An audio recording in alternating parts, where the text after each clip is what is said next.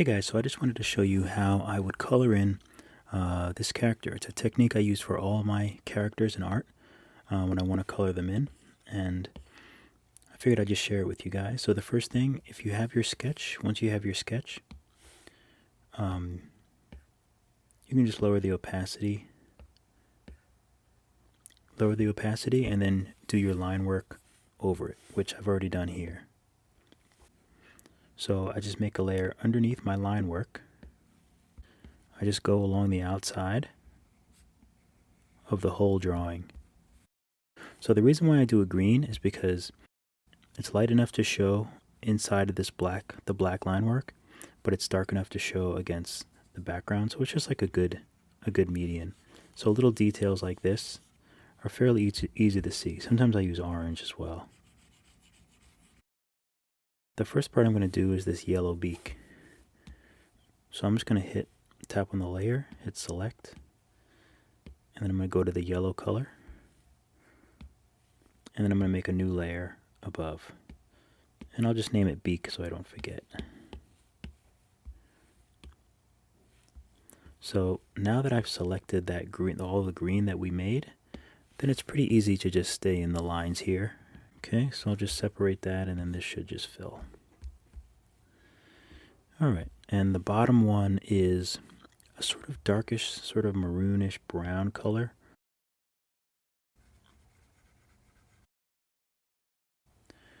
Okay, so that looks pretty good. I'm going to change the rest of the body, this body to black. But one thing when you're using black, you just have to be careful not to go too dark.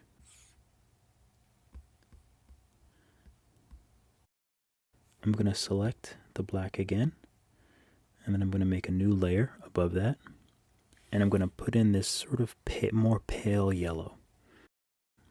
I'll do something like this.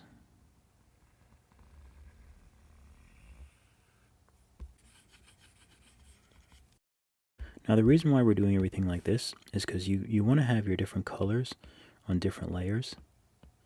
That way you can add a lot of the shading and stuff later on. I'm actually going to separate this beak. So I'm going to take my selection tool. I'm just going to cut around that part of the beak, 3-finger swipe, and then I'm just going to cut and paste. We'll leave this over top of this the yellow part of the beak. So right now this part is on top, the yellow beak is here. And the reason I'm going to do that is I'm going to use this same color. And now we're going to put in this, but I'm going to put it on the same layer as the brown. I'm just going to select the beak because I only want to work within the beak, and then I'm going to go up to the brown layer. I kind of like that one. I think that looks pretty good. Okay, I think that looks great. On the beak, there's sort of like this darker color, and it fades beautifully, I must say. So I'm gonna alpha lock this brown, and then I'm gonna take a darker. I'm not gonna go pure black, but I'm gonna go way down until it's pretty dark. And I'm gonna take my airbrush,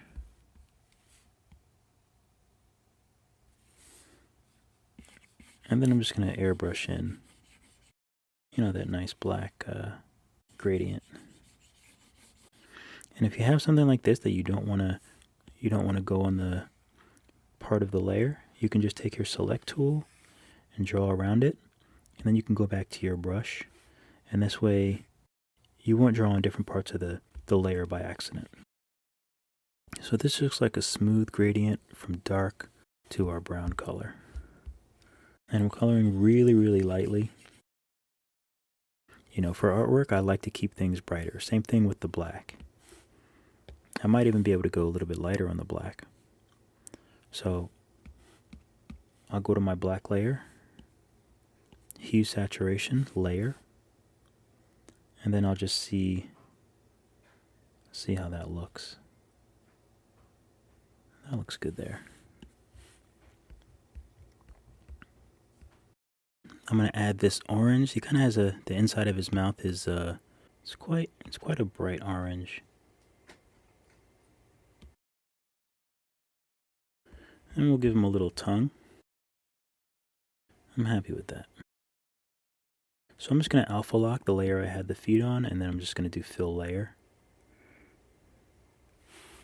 Let's see if I want to make them a little bit darker.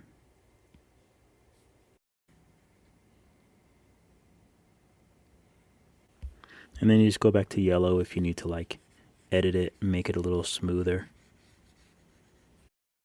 And it actually has a nice little tuft of like this reddish orange. Can't really zoom in, unfortunately. Sometimes I like to do a nice little pattern as though it's like a button-up shirt or something. I think that actually looks all right. Since it's alpha locked, you can take the airbrush with the yellow color and then you can sort of blend it in a little bit. You know, when you see things like this, you don't have to match it all the time and make the lines. You can just sort of use that as an influence of what you're going to do. All right, I think that looks pretty good. So the last but not least, we'll just do his eye. We won't get into shadows. We'll just stick with the colors and stuff for now. So I'll just do his eye, which I'm going to do underneath this black layer.